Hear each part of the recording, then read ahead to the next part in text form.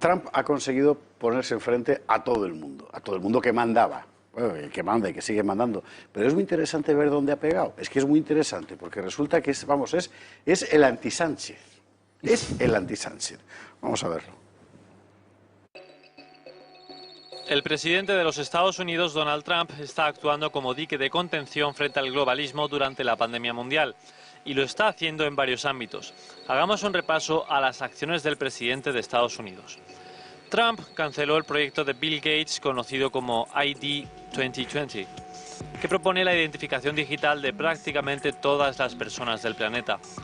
El término identificación digital significa la inserción de un microchip en el cuerpo humano que contiene toda la información personal de cada ciudadano.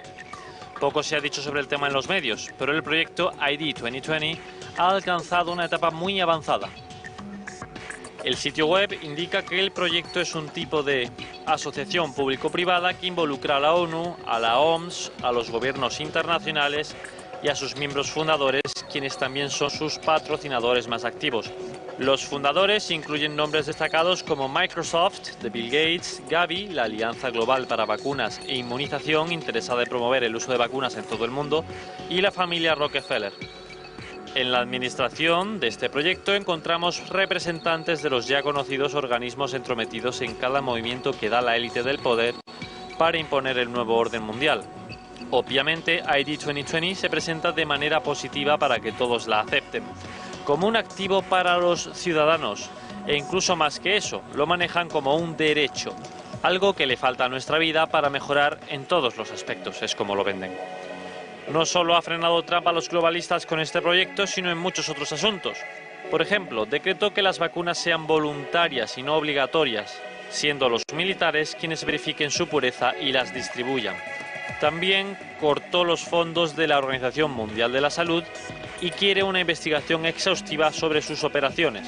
Por otro lado, canceló la propuesta de ley HR 6666 de los demócratas, conocida como COVID Trace Act, que significa testing, pruebas diagnósticas, reaching, alcanzar, and contacting everyone, y contactar con todo el mundo, que fue la base del proyecto de ley de diagnóstico y seguimiento de Bill Gates.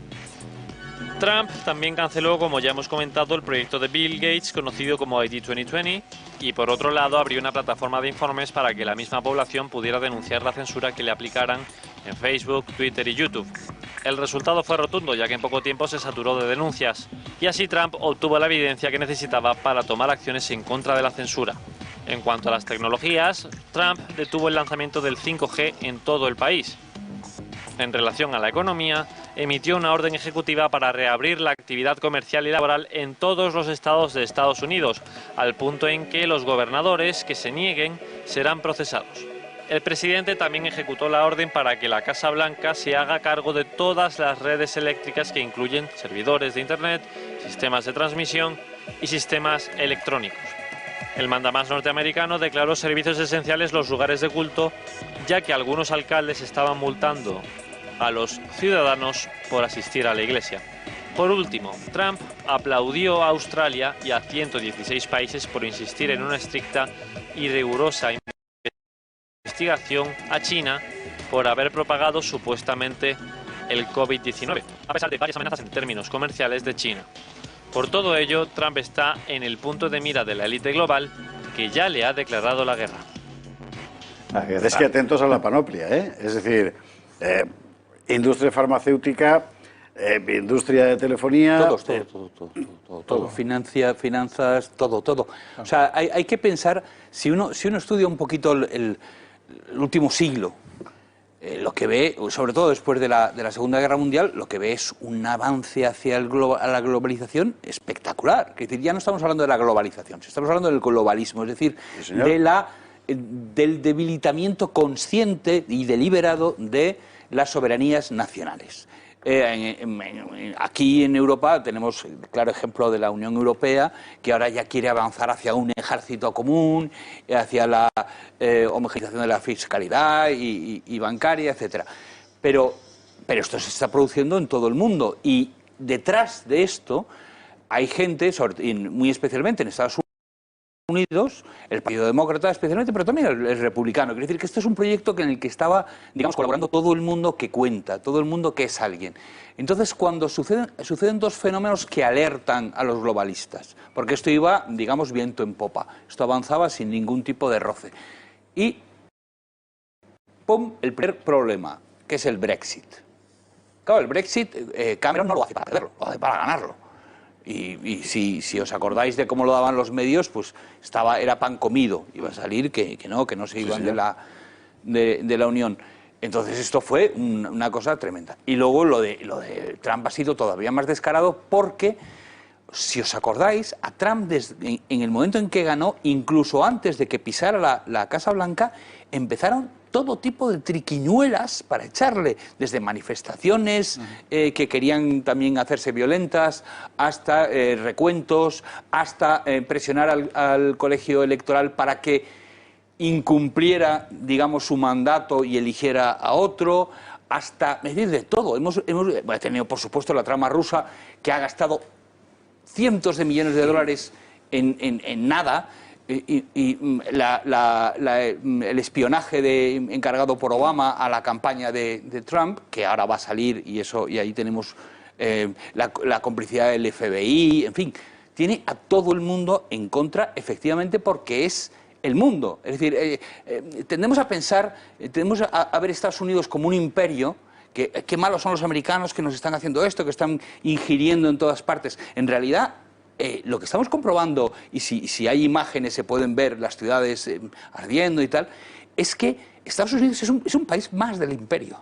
No es solo el centro del imperio. El imperio no tiene centro, propiamente. Yo estoy de acuerdo contigo completamente y metería, antes de dar la palabra a Juan Antonio de Castro, dos elementos más encima de la mesa, que es la suspensión del Tratado de Libre de Cambio con Europa, que aquí lo movía a la izquierda, por cierto, la derecha ni se enteraba, pero que ponía literalmente todo el comercio entre los Estados Unidos y la Unión Europea en manos de las multinacionales, expresamente dicho así. Sí, que podían cambiar la ley. Y la suspensión, exacto, y la suspensión por parte de Trump del Tratado de Intercambio con el Pacífico, que fue absolutamente, que fue el auténtico detonador de todo, porque significaba que todos los proyectos que se había construido el mundo globalista, de ese mercado infinito y sin barreras, de repente desaparecía. Claro, a partir de ese momento... Él lo explica muy bien en un momento determinado, perdóname. No, por favor. Cuando dice, oiga, mire, es que yo no necesitaba esto. Es decir, es que soy rico, tengo una vida súper cómoda, una vida muelle, me ha ido muy bien en los negocios, y yo si estoy aquí es porque tengo un proyecto, porque creo que además hay que oponerse con todas las fuerzas al proyecto de los Clinton, de los Gates, de los Soros. Lo dice con toda claridad. Hay uno de los discursos antes de su victoria electoral, dice, yo vengo aquí a enfrentarme con toda esta gente porque creo que es una cuestión de supervivencia de América y de supervivencia del mundo. Yo creo que lo ha tenido claro desde el minuto uno, y sus adversarios también. No le han dado ni un margen de 5 minutos de descanso, ni de dejar de atosigarle con todo tipo la verdad es que en la mayor parte de las veces de mentiras. Yo no creo que lo haya tenido claro desde el minuto uno, en absoluto. Vamos a decir que el que haya seguido un poco la carrera de este hombre antes de entrar en la política, si tenía que hablar de política o si tenías que juzgar por los amigos que frecuentaba, era más bien demócrata. Es decir, era un tipo del que se podía esperar que si llegaba, que yo me apego, Carlos, a uno de sus discursos más importantes en los que dice exactamente eso. Totalmente. Por eso te digo, pero no es desde el minuto. Es decir, que es un tipo que se ha dado cuenta en el momento en que entra la política, que entra como el gran millonario conocido por programas de televisión, etcétera, y que supongo que le encargaría una especie de estudio de mercado. Oye, ¿qué es lo que falta para que yo me presente?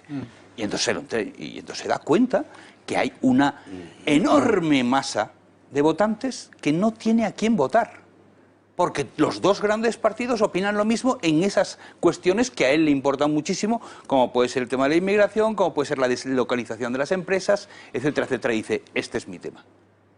Y lo hace suyo, y en el momento en que lo hace suyo, es un tipo, digamos, eficaz y cabezota, y se lo toma en serio. Y se lo ha tomado muy en serio. Pero yo creo que ha sido así un poquito. Yo creo que es difícil explicarnos todo esto si no lo vemos desde un punto de vista geopolítico y de equilibrio de fuerzas y de nacimiento y de desvanecimiento, en cierto modo, del imperio americano y del crecimiento de China. Entonces el imperio americano se desvanece, cae y empieza a haber una especie de nerviosismo que se ve por las corrientes demócrata y republicana, con una fuerza de seguir ejerciendo el poder, aquí hay que sacar este país adelante y tal, y surgen, y hay las dos, digamos, las dos fuerzas que en este momento están imperando a nivel mundial. Una que es la visión del nuevo orden mundial, apoyada por los demócratas, Clinton, Bill, todos, Gates y todo ese grupo, y toda la agenda y todo el follón que estamos viendo. Y por el otro lado tenemos a Trump con una visión absolutamente mucho más de equilibrio tripolar, en el que podríamos ver a Estados Unidos, a China y posiblemente India en el futuro. Todavía no está. ¿Cuál de las dos vencerá? Es la respuesta de qué pasará con el post-imperio americano. Y eso es un poco lo que está reflejando esta guerra. Efectivamente, pero Trump se da cuenta de que al imperio americano le quedan 3 telediarios y dice, la manera es... No. Para hacer fuerte América es, sí, voy a dejarme de guerritas imperiales, voy a tener una defensa fuerte, pero limitando los frentes, por así decirlo. Sí, pero no es que Trump piense, yo creo que se le está acabando a América, ¿no? América lo va a seguir teniendo, pero de dos maneras. Una, con el nuevo orden mundial, y ese está dirigido por los globalistas, o otra, con Trump y los equilibrios con China, Rusia, India. Y es uno de los dos modelos el que va a imperar, tengo la sensación.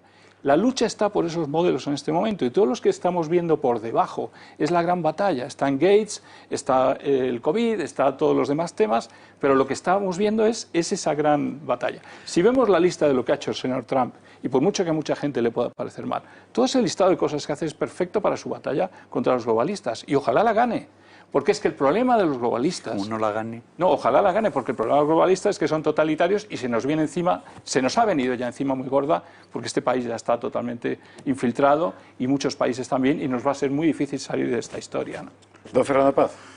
Bueno, lo que pasa es que, vamos a ver, ante lo que estamos es ante una ofensiva globalista de la cual América es la primera víctima, en realidad. Es decir, América alberga en su seno el núcleo duro del globalismo, que desde luego, en mi opinión, si tuviéramos que personalizarlo en una organización, sería el CFR, el Consejo de Relaciones Externas. Sí. De ahí nace todo y de ahí emana Bilderberg, la trilateral, es decir, todos los organismos. Sí, lo veremos después, incluso su réplica británica, ¿no? El Consejo de Relaciones Externas de Gran Bretaña, y por supuesto favoreciendo de una manera absolutamente abierta todo lo que sea el libre comercio en todo el mundo y la destrucción de las barreras, y cooptando todo el poder de la sociedad americana, de gente muy conocida. Está ya en torno a los 1000 miembros el CFR, o sea que no son 7 que se reúnen ahí tal, aunque esté dirigido originariamente en las últimas décadas por David Rockefeller, que ya murió, por Henry Kissinger, y pues George Soros es uno también de los más destacados.